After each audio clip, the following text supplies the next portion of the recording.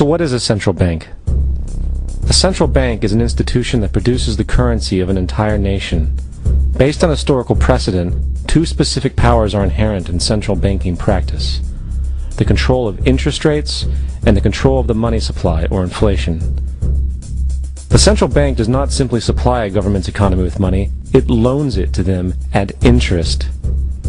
Then, through the use of increasing and decreasing the supply of money, the central bank regulates the value of the currency being issued. It is critical to understand that the entire structure of this system can only produce one thing in the long run: debt. It doesn't take a lot of ingenuity to figure this scam out. For every single dollar produced by the central bank is loaned at interest. That means every single dollar produced is actually the dollar plus a certain percent of debt based on that dollar. And since the central bank has the monopoly over the production of the currency for the entire country, and they loan each dollar out with immediate debt attached to it, where does the money to pay for the debt come from?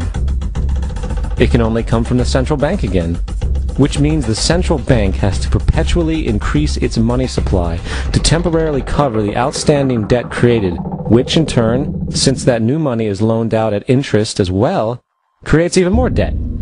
The end result of this system without fail is slavery, for it is impossible for the government and thus the public to ever come out of the self-generating debt. The founding fathers of this country were well aware of this.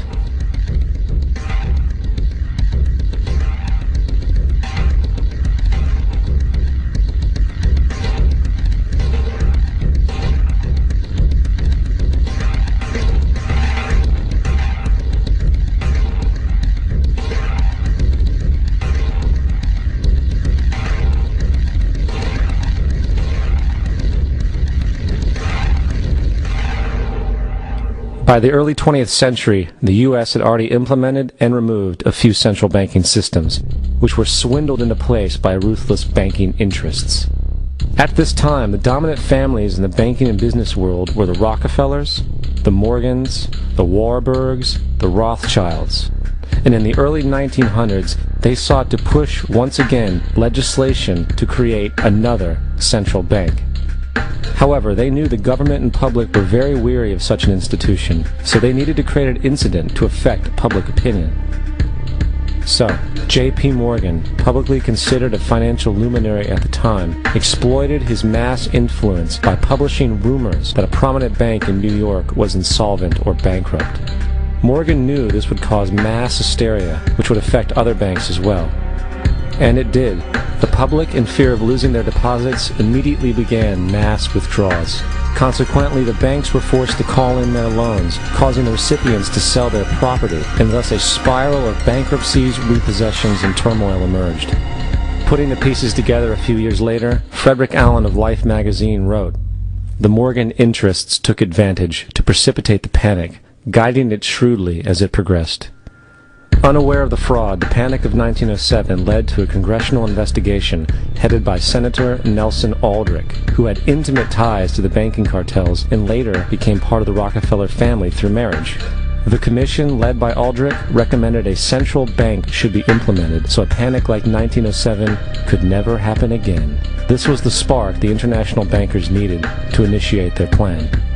In 1910, a secret meeting was held at a J.P. Morgan estate on Jekyll Island off the coast of Georgia. It was there that the central banking bill called the Federal Reserve Act was written.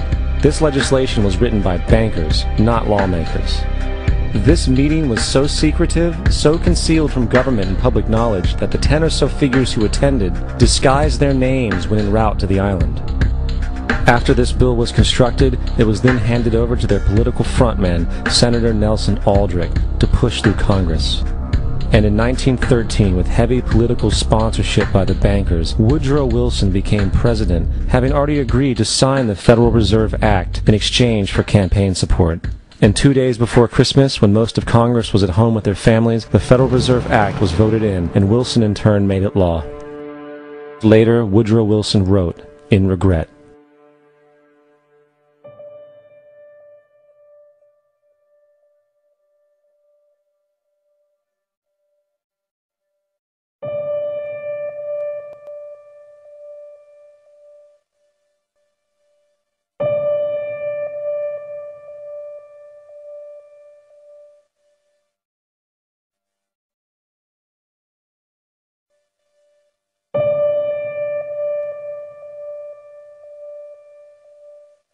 Congressman Louis McFadden also expressed the truth after the passage of the bill. A world banking system was being set up here, a superstate controlled by international bankers, acting together to enslave the world for their own pleasure. The Fed has usurped the government. Now, the public was told that the Federal Reserve System was an economic stabilizer, and inflation and economic crises were a thing of the past. Well, as history has shown, nothing is further from the truth. The fact is, the international bankers now had a streamlined machine to expand their personal ambitions. It's alive! It's alive! It's alive! For example, from 1914 to 1919, the Fed increased the money supply by nearly 100%, resulting in extensive loans to small banks and the public. Then, in 1920, the Fed called in mass percentages of the outstanding money supply, thus resulting in the supporting banks having to call in huge numbers of loans, and, just like 1907, bank runs, bankruptcy, and collapse occurred. Over 5,400 competitive banks outside of the Federal Reserve System collapsed, further consolidating the monopoly of a small group of international bankers. Privy to this crime, Congressman Lindbergh stepped up and said in 1921, "Under the Federal Reserve Act, panics are scientifically created. The present panic is the first scientifically created one, worked out as we figure a mathematical equation." However, the panic of 1920 was just a warm-up. From 1921 to 1929, the Fed again increased the money supply, resulting once again in extensive loans to the public and banks.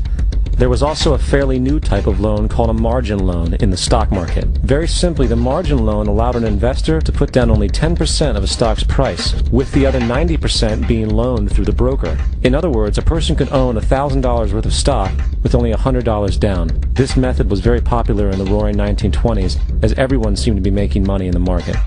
However, there was a catch to this loan. It could be called in at any time and had to be paid within 24 hours. This is termed a margin call, and the typical result of a margin call is the selling of the stock purchased with the loan. So, a few months before October in 1929, J.D. Rockefeller, Bernard Baruch, and other insiders quietly exited the market, and on October 24, 1929, the New York financiers who furnished the margin loans started calling them in masse. This sparked an instantaneous, massive sell-off in the market, for everyone had to cover the margin loans. It then triggered mass bank runs for the same reason, in turn collapsing over 16,000 banks, enabling the conspiring international bankers to not only buy up rival banks at a discount, but to also buy up whole corporations at pennies on the dollar. It was the greatest robbery in American history. But that didn't stop there. Rather than expanding the money supply in order to recover from this economic collapse, the Fed actually contracted it, fueling one of the largest depressions in history.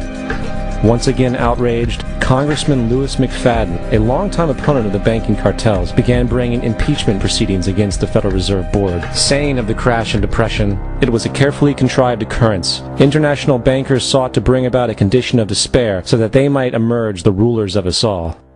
Not surprisingly, and after 2 previous assassination attempts, McFadden was poisoned at a banquet before he could push for the impeachment. Now, having reduced the society to squalor, the Federal Reserve bankers decided that the gold standard should be removed. In order to do this, they needed to acquire the remaining gold in the system. So, under the pretense of helping to end the Depression, came the 1933 gold seizure. Under the threat of imprisonment for 10 years, everyone in America was required to turn in all gold bullion to the Treasury, essentially robbing the public of what little wealth they had left. And at the end of 1933, the gold standard was abolished. If you look at a dollar bill from before 1933, it says it is redeemable in gold.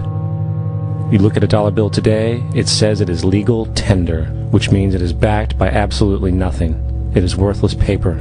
The only thing that gives our money value is how much of it is in circulation. Therefore, the power to regulate the money supply is also the power to regulate its value, which is also the power to bring entire economies and societies to its knees.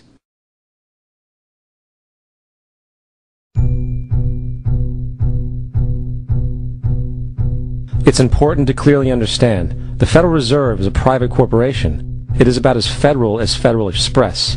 It makes its own policies and is under virtually no regulation by the U.S. government. It is a private bank that loans all the currency at interest to the government, completely consistent with the fraudulent central banking model that the country sought to escape from when it declared independence in the American Revolutionary War.